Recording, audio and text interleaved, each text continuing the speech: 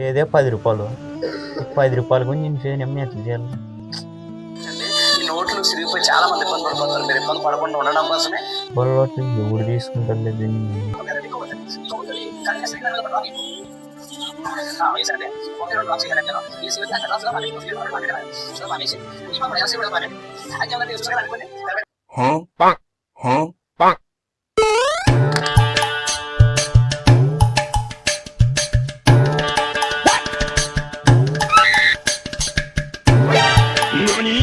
లే నన్ను ఇన్స్టాగ్రామ్లో చూసానే బాగా గరుచుకుంటుందంట. ఇటు చూడుగా వీడియో చూడు. నిజమంటే అవుతుంది ఎట్లా?